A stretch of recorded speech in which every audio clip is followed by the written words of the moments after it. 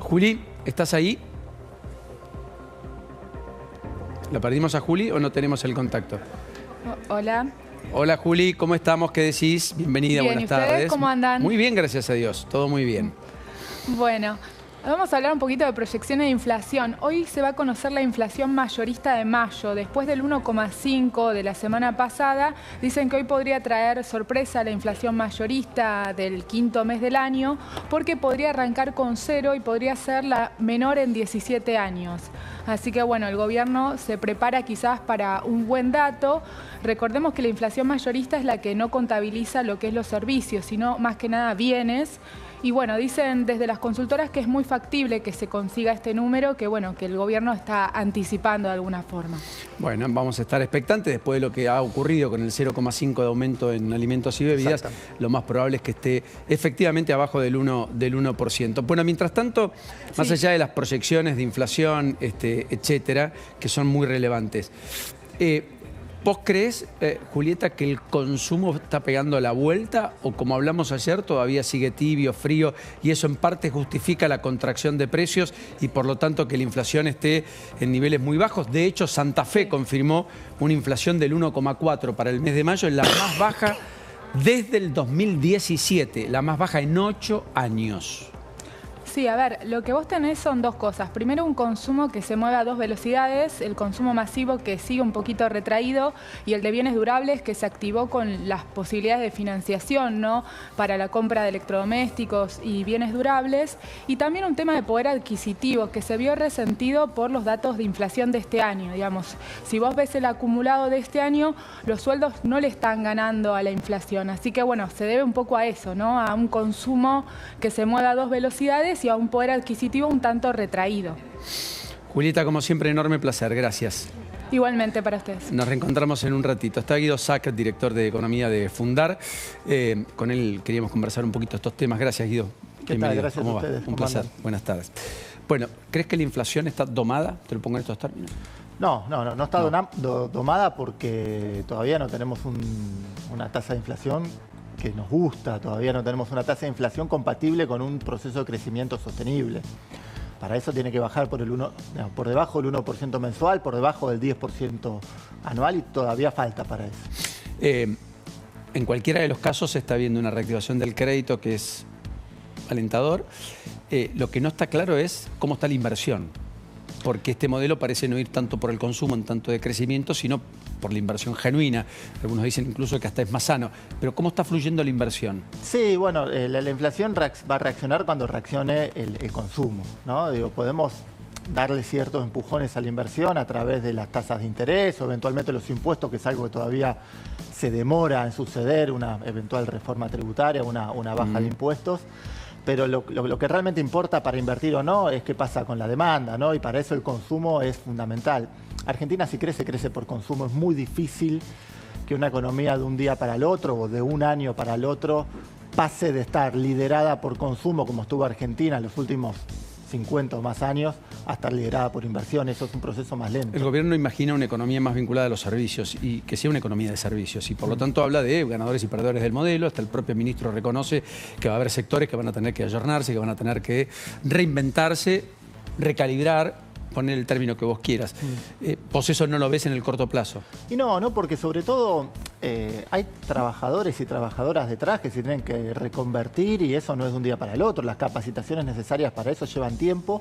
Y por otro lado, lo que nosotros ponemos bastante en duda es si es necesario la destrucción de algunos sectores productivos que está habiendo ahora, principalmente industriales, que generan mucho empleo, principalmente formal, con salarios que están por encima de la media de la economía, que claramente a este tipo de cambio, con este nivel de impuestos, con este nivel de burocracia que todavía no se ha avanzado mucho al respecto, con un costo logístico muy elevado y sin obra de infraestructura, y por más que el sistema financiero haya crecido el último año, todavía con un costo de financiamiento muy elevado, es un cóctel muy difícil de soportar, que hace que actividades económicas en las que Argentina es productivo, quizá más productivo, por ejemplo, que Brasil, no es competitivo por ejemplo, todos estos por todos estos temas.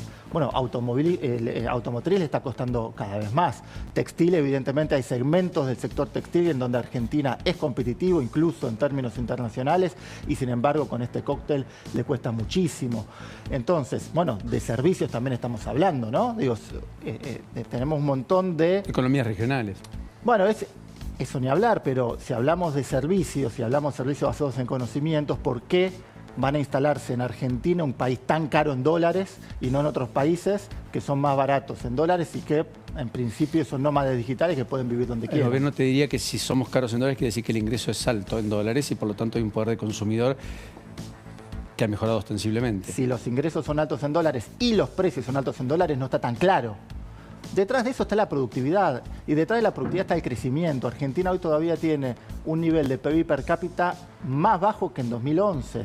Entonces, eso es que hoy tenemos una productividad más baja que en 2011, mientras que los otros países han aumentado su productividad. Estamos lejos de tener un ingreso. Y eso explica cómo Chile te gana en el mercado de vino en el mundo, cómo Brasil te gana en el mercado de carnes en algunos lugares donde estabas vos, o cómo los autos en Brasil son más competitivos que en la Argentina o México. Efectivamente. Lo que hay detrás es la productividad que todavía no ha reaccionado hace muchos años. Hablaste de tema tributario. Vos vas a participar de un foro, de una discusión sobre la reforma tributaria por venir, que yo creo que le hemos hablado hasta el hartazgo. El kirchnerismo hizo múltiples reformas, nunca la tributaria, nunca la abordó.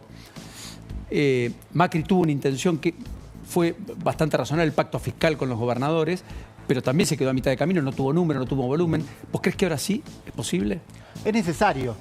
Es necesario. Si es posible o no es posible, lo determinará los diferentes espacios políticos. Ojalá que sí, porque es necesario. Tenemos un sistema tributario muy emparchado, muy distorsivo, afecta la actividad económica, no es progresivo, no distribuye la riqueza correctamente y es muy complicado. No solo es alto el nivel de impuestos, sino que es difícil cumplir y por lo tanto hay que pagarle un contador, ¿no? Además de pagar los impuestos hay que pagarle un contador para que haga la declaración. Todo eso es simplificable, todo eso es mejorable con una buena reforma tributaria que, insisto, no es que tengamos que inventar nada, tenemos que ir a los estándares internacionales. Y sobre lo que el gobierno viene hablando, de eliminación de múltiples impuestos, dejar un esquema con un super IVA, 6, 7 impuestos nacionales, no mucho más que eso, una alta competencia entre las jurisdicciones, las provincias, para atraer inversiones, etcétera. ¿Hay algo de todo ese modelo que te resulta tentador o no tanto? Hay algunos impuestos que hay que eliminar, es evidente. No me gusta contar impuestos porque una economía, no sé, California tiene más de 4.000 impuestos y nadie ¿Cuántos? está... 4.000. ¿California? Exactamente. Que es el quinto país del mundo. Bueno, cuando uno no pone país, la economía. pero digamos no, que está bien. Y nadie está hablando de que es complejo. Estoy hablando de país en términos de economía, ¿no es cierto? California individualmente es la quinta economía planetaria. Por eso, nadie habla de que un sistema tributario es complejo por la cantidad de impuestos que tengan y no porque un impuesto recaude poco tiene que ser eliminado. Hay muchos impuestos, no sé, el tabaco, por ejemplo. Entonces, queremos eliminar el impuesto al tabaco cuando genera externalidades negativas, problemas de salud, eventualmente combustibles, dióxido de carbono. Y recaudan poco, sí, pero atacan otras cuestiones. Es decir, no nos gusta contar impuestos y definir la complejidad del sistema tributario. O sea, no es por cantidad, sino por calidad. Exactamente. Con esto no estoy diciendo que el sistema tributario argentino no sea complejo, sí lo es. El problema es que estamos muy lejos de los estándares internacionales en términos de... Tenemos un exceso de impuestos indirectos, es decir, no los que se cobra directamente a las personas, sino a través del consumo, exportaciones, como son las retenciones. Y tenemos muy poquito de impuestos directos, impuestos a las ganancias o impuestos directos a los ingresos o eventualmente al patrimonio. Entonces, tenemos que llevar el sistema tributario hacia los sistemas tributarios que tienen Brasil, Colombia, Uruguay, ni hablar los países desarrollados de la OECD. ¿Sos optimista? ¿O sos optimista con cautela o sos pesimista? Soy optimista con cautela porque hay una cosa que durante mucho tiempo en Argentina no supimos y hoy sí lo sabemos, que es qué podemos ofrecerle al mundo. Hoy tenemos, además del sector agropecuario, tenemos minería, tenemos hidrocarburos, además de la industria que sí es productiva. Correcto. En el país. Digo, no estoy hablando de todos los sectores, pero hay sectores que son productivos y que pueden competir en un contexto macroeconómico normal, no como el que tenemos hoy. Por eso me preocupa tanto este atraso cambiario. El problema es que tenemos que tener un tipo de cambio acorde a la productividad de la Argentina y en el mismo tiempo bajar la inflación, que ese es el desafío principal y por lo que estamos dando vueltas ya desde hace 20 años o casi 20 años. Gracias, un enorme placer. Gracias a ustedes. Y hasta la próxima, Guido. Hasta Muy luego. generoso, muy gentil. Nos vamos a ir a la pausa, por supuesto la primera ya a las 2 de la tarde, 18 minutos. Antes contame, Cancelare.